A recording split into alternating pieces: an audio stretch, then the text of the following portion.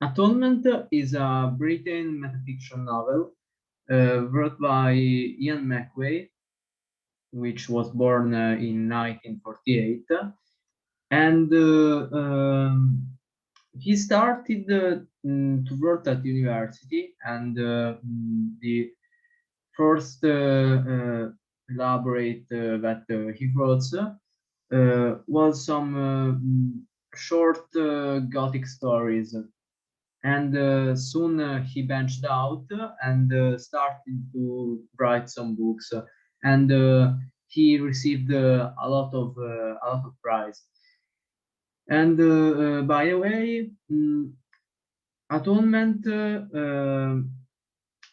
has three different period in the narration. In the narration, the first is in 1935, and it's the starts of the story, and it skips about 5 years later in 1940 in the second part of the novel, and this part has the location in the Second World War, and the lastly part of the story is in the present day in England. So, and but first part of the third part is narrated uh, in in the period of the second part. I hope that this isn't too much confused. And apart that, the uh, the novel received a lot of prize, and in particular, after 6 years of the book publishing, it was turned into an Oscar-winning movie. And for making it short, the first character that we could define for some aspects an antagonist, but I have to say it more specifically later, is Brian Italis. And the story starts with her, and she is a 13 years old girl, and she was interested in writing in particular, and she has an older sister, which is Cecilia, and has a budding romance with Robbie Turner, the housekeeper's son, and Cecilia childhood friend. And in any case, the girl's cousin, so Cecilia and Brownie's cousins, which are Lola and the twin brothers, visited the family because their parents were going to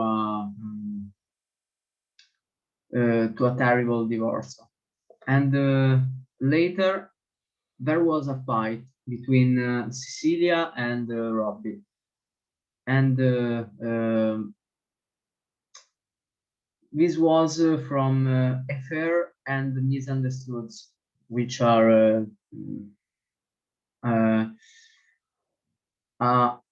key of the novel, but I have to say it more specifically later. And in any case, this fight made made Cecilia think that Robbie was being aggressive with her, and made Robbie realize that he was in love with her. So he writes two drafts of the love letter to her, and he he gave a copy to the party to deliver it, but he accidentally gives the version that he was going to grow up, to grow away, to throw away. Sorry, uh, which contained lewd sexual language, and Brandy reads the letter. Brownie, sorry, reads the letter and is very disturbed, to say at least. And later there is a romantic scene between Cecilia and Robert, and she again misinterpret the act of rape, the act as rape. Sorry. And so she believes that Robbie is a maniac. And later, mm, at a family party hosting for the girl's brother that come home, uh, it has been discovered that the twin brothers has run away, and so the party mm, breaks and muted, spero si dica così, mutato, to search for them. Uh, and while searching the brothers, Bryony discovered that her cousin Lola has been raped by a man that she cannot clearly see, so she couldn't identify him. But she decides to accuse Robbie, and she identifies him to the police, claiming that she has seen Robbie's face in the dark during the scene that she's seen, and Robbie is taken away to prison. So only Cecilia and his own mother believing him innocent, and so there was no escape for him. And so in the second part, we can see Robbie trading his jail sentence to go to fight in the Second World War, where he sees horrific, terrible things. And Cecilia, in the second part, obviously, uh, cuts cuts ties with her family, and becomes a nurse to help the war efforts, because of Robbie, obviously. And to make it short, in the third part, we have Bryony that joined to become a nurse, and later goes to ask to um, to Cecilia and to Robbie for forgiveness, but they refuse. And in a small mi è tipo cascato mentre scrivaniamo, ok.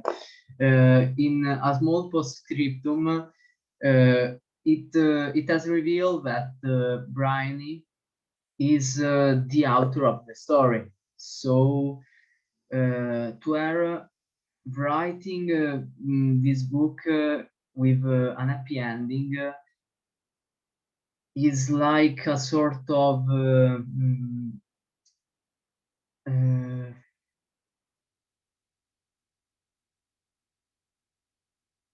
like a sort of atonement to paraphrase the uh, the title of the story, and is atonement for what she did, in fact. And over that, spero si dica così,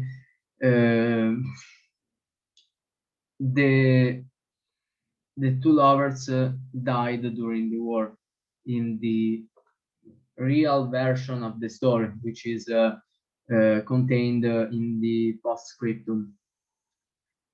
And the most important things that we have to say analyzing uh,